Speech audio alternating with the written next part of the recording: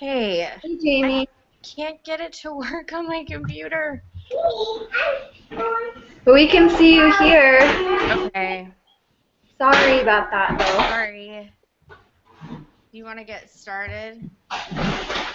Yeah. So since Jacqueline is going has to leave early, I think it's best that she delivers her speech first, and then we can give her feedback and all that stuff. Oh, no. Jackson! Am I still there? Okay. I thought my baby just got me out. Okay, we're good. You stinker. Okay, you go play with toys. Can you go play with toys? I'll be right back. Let me get him a bin of toys. Alright, that's all right.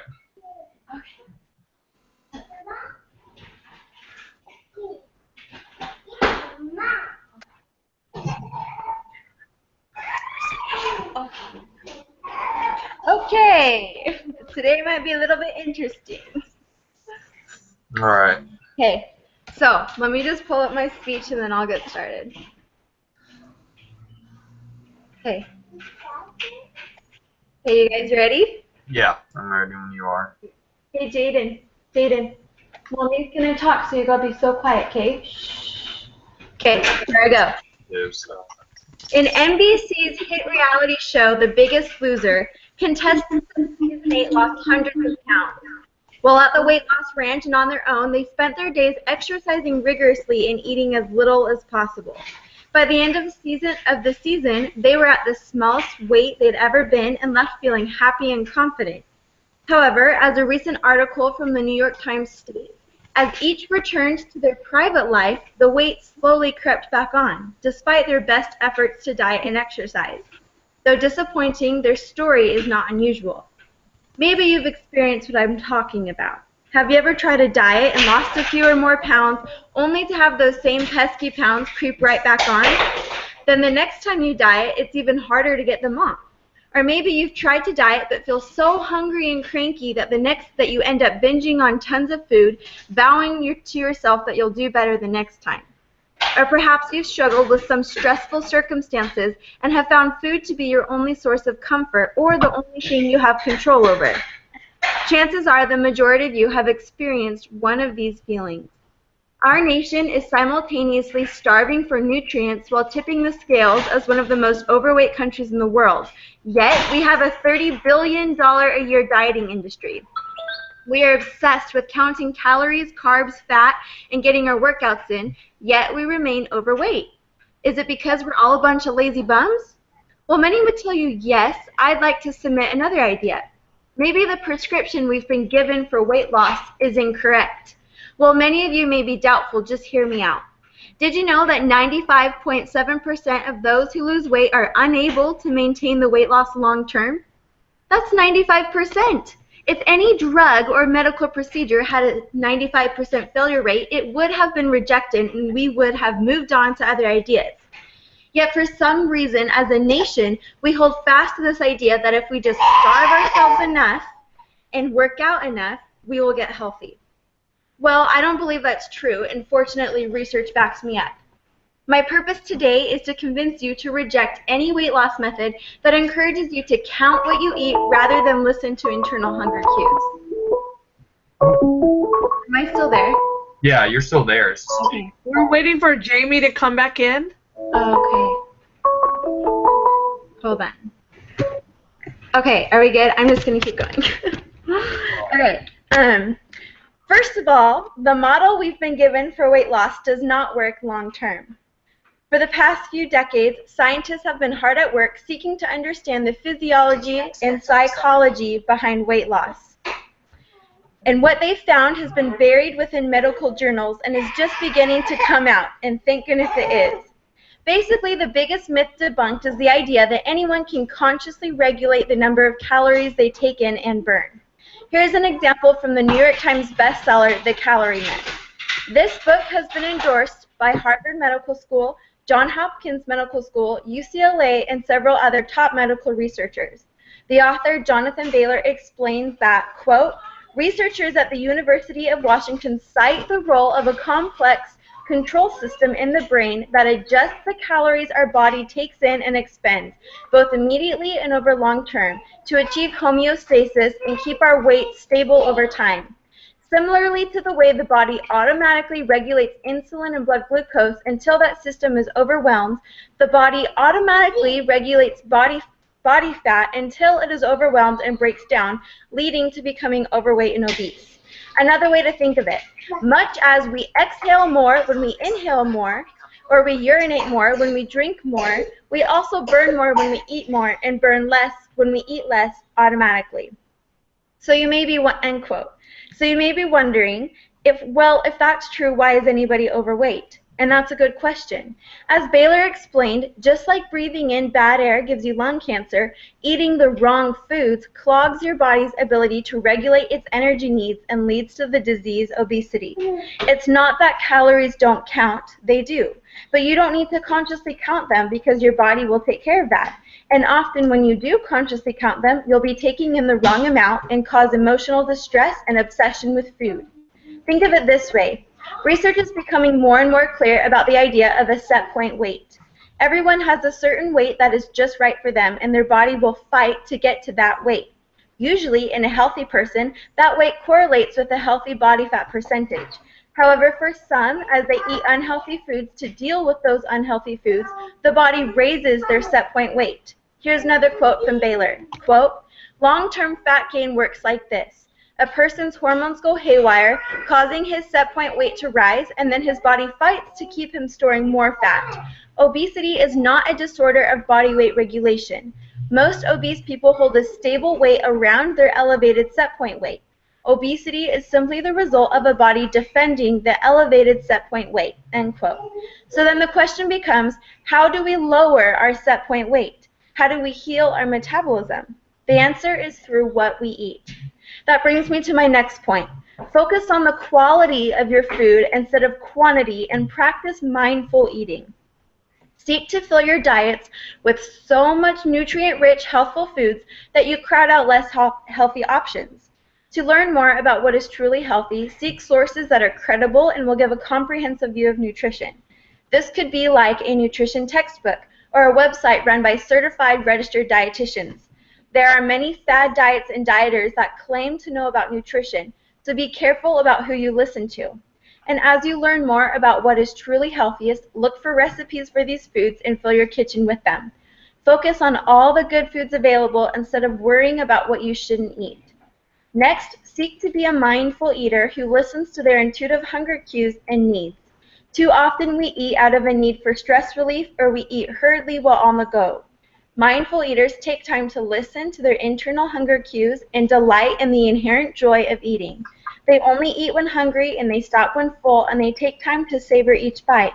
They don't associate morality with foods and rather focus on how some foods make them feel, and then choose to eat the foods that make them feel light and energized. My favorite resource to learn about this way of eating is the book Intuitive Eating, so check that out for more help. In conclusion, this process of filling up your life with good foods and practicing intuitive eating takes a long time to fully incorporate. It is not a quick fix, and it will most likely not have obvious results right away. But I promise that it works long term.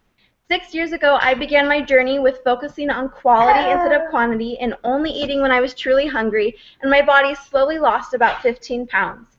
I have since unconsciously maintained that weight loss even through 2 pregnancies. I never went hungry and actually feel great because healthy eating just feels better. So next time you are hit with the siren call of another quick fix weight loss strategy, please just run away. You have too much good to do in this life to obsess over your weight. So take the time to incorporate healthy foods and habits and watch your metabolism slowly heal. Then move on and do what God meant for you to do with your life. Thank you. I'm not sure what you said. So I know it's too long, so I've got to cut some stuff out. But other than that, what suggestions do you guys have? Yeah, other than we're a bit over, like a minute. Oh, there's that. Okay. Okay, come here, Jackson. Interesting. I think the only thing is, like, when you were saying some things about the book, like the first, the second book, I caught the name of that one, Intuitive Eating, but like two of your sources, I think you said it a little too quickly, so I didn't really catch what they were. Yeah, I'm gonna answer her call, and I'll be right back. Or not? Never mind. So if you maybe just slow down a little bit when you're stating your sources, Okay. because I know the teacher said we have to state so many sources, and so when we do that, maybe if she doesn't catch them, she might not realize your sources. Yeah. Okay.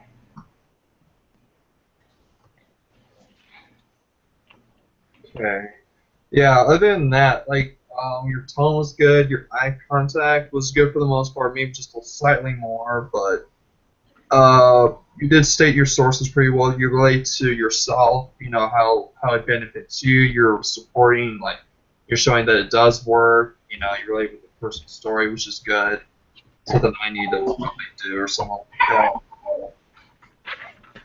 But yeah, it's actually pretty good. So Great. Well, thanks, guys. yeah, Yeah, I just need to make it shorter so that I can slow down in some part. And it's always good when you're like, you can do it because I did it. okay. To me, anyway, it's easier to go with what you know. Yeah. Alright, so let's see, who's next? Jamie apparently has some technical difficulty somehow. Let's see.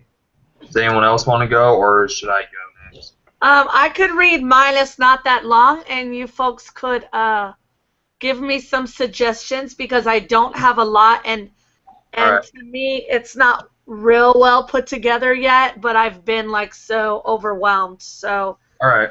plus, my subject has so much information and resources out there. I should have probably completely picked something else, but it was too late since my topic was already approved. All right, go for it. Okay. You guys can still hear me, but my computer's acting funny. So, Okay. going down the city streets in front of me, I noticed somebody was swerving as if they were drunk. And I got a little nervous and held back a little bit. And I thought to myself, well, I better give this person some space.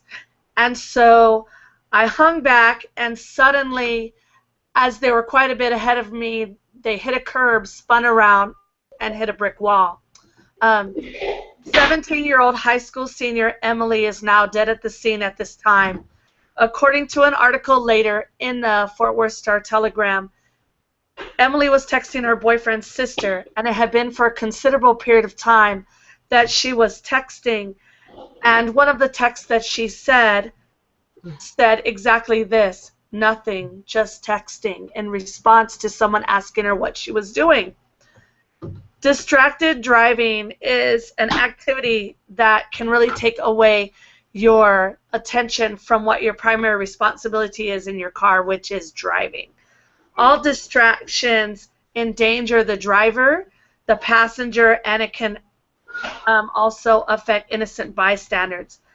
Types of distractions include texting, cell phone use, eating and drinking, talking to passengers, grooming, reading, including maps, using a navigation system, watching a video, and adjusting a radio, CD, or MP3 player. But text messages require visual, manual, and cognitive attention from the driver. It is the most alarming and most distraction out there. Distracted driving is the major cause of vehicle crashes, especially among teenagers who are not seasoned drivers. In a survey from AAA in 2016, over 90% of drivers recognize the danger of texting and driving. They also stated in many cases that they felt it to be unacceptable. Yet, 35% of those same drivers admit to having read or sent text messages while driving in the 3 months prior to the survey. Drivers in their 20s are 23% of drivers in all fatal crashes. And in those crashes, it has been found that 38% of those fatal crashes have involved texting and driving. Federal estimates suggest that 16% of all fatal crashes, no matter the age of the driver, are attributable to 5,000 deaths each year that involve texting and driving. When you're driving and you see a text, 5 seconds is the average time it takes for you to look at the text and respond, even if you're quick. When you're driving down the road at 55 miles an hour, 5 seconds is the time that it takes you to go for 1.3 football fields. So that's 1 football field and a third. The best way to end distracted driving is for all of us as Americans to just stop doing. Even if we're tempted, we need to find a way that we leave our phone in another place in our vehicle. The statistics are huge, and if you don't already think that distracted driving is a safety problem, please take time to learn more and just don't do it. And that's all I have so far. That's it's really awesome. short. I feel like all you have to do now is just give them like a step-by-step, like how do you keep yourself from texting, like put your phone in the back seat and stuff. But you like give ideas. Yeah, I have that in my outline. Like these are the ideas you do.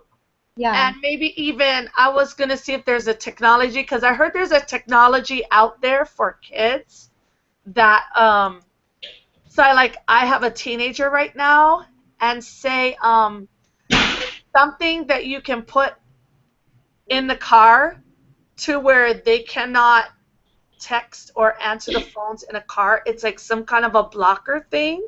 Yeah. So I don't know what that technology is. I was trying to find it, but there's so much information on texting and driving. It's ridiculous. But the reason why I picked this is because this girl, Emily, was in our school district, and this is not actually my my first-hand account that I read. This is actually the first-hand account of a person who was following behind her. Wow. So this girl is 17 years old. She was in our school district, and then last year there was another girl that was involved in a one-car accident in our school district where she rolled her car and killed herself just texting and rolling off of the road. Luckily, it wasn't, she didn't kill anyone else, but she did kill herself. And so in the last year, there's been 2 girls that my kids know that are in our school district. Wow. And so that's why I picked this topic. Okay. And it kind of bothers me because, to tell you the truth, just this morning I'm driving my son out to his, he's taking a class that he needs for the Air Force Academy that our school district does not offer. He's taking it in another high school so that he can have all his requirements for the Air Force Academy. But I passed 2 drivers with their phones in their hands like this while they're driving. And I'm like, I look over and I'm like, seriously? Like, they're texting with one finger. I don't know how anybody does that, but, I'm like, 2 people just driving this morning, and they were adults, not kids. So I just wish people would stop it, because I don't want to die because somebody else is texting either. Mm-hmm. Yeah, I think other than that, yeah, the relatable story was really good. I mean, that was definitely true. I mean, I think we could all relate to something like that. 'Cause, I mean, I knew someone who wasn't killed but got really injured from a car accident because the other person that hit her or hit him was texting too. So I could definitely sort of relate to that. So So I should just add in technology and what to do. Mm-hmm. When I'm using like statistics and lists and stuff, though, I have a hard time like completely not reading. Yeah. Yeah, that's always a little hard thing. In the instructions for this one, she said that it's fine to read it because, like, especially for a persuasive speech, you want to be so precise with what you say that it's actually like a good idea to follow verbatim, which I was surprised by. But so Yeah. I wouldn't worry too much about that. And plus, even though you were reading it, you weren't like monotone. Yeah. So I felt like you were fine. Okay. Alright, so who wants to go next? Me or Jamie? I actually have to run, so I'm gonna go. But I'm sorry, and I'll see you guys Okay. next week. Okay, All bye. right. All right, bye-bye. Okay. Oh. Hey, Yes. Jamie, can you hear us? I don't know if she Hear her. can hear us. She may have to hold on. She can check this.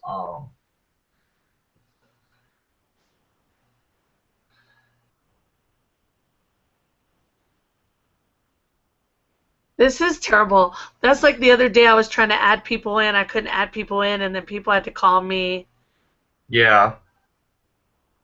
She may have to tweak her speaker. I really kind of like that other thing we used to use a little better, except for the fact that this does tape us. Yeah, that's because we do need it to record, so for the assignment. So I guess I gotta figure out a little bit more meat, but I've been like struggling even with the amount of volumes of stuff that I've had to read that I'm like, no, that's just overkill, or you know what I mean? yeah. Mhm. Yeah, I definitely agree. Okay. And we're in a bit of an awkward situation because I still need to deliver mine, and Okay, Jamie left her chair. yeah, maybe she's tweaking something right now. Okay. Well, do you want to read? Yeah, because at least this was recorded, so if they don't have it at this Okay. moment, they can still listen. Jamie, can you hear us? Oh my gosh. What? All of a sudden, I didn't hear you and you were talking. It's just the syncing. I wouldn't worry about that. I'm like, oh no.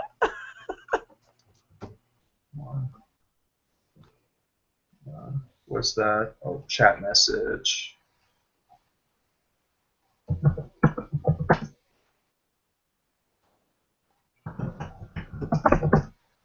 And normally you guys are way louder on my computer, but today you're not, and I have the volume all the way up.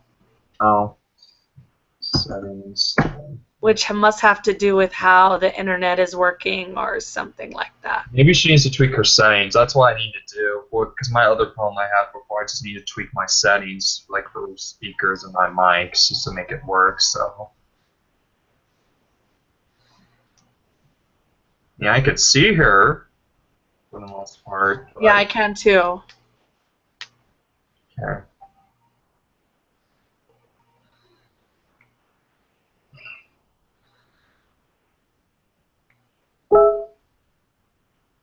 You want to read Yeah, Jamie?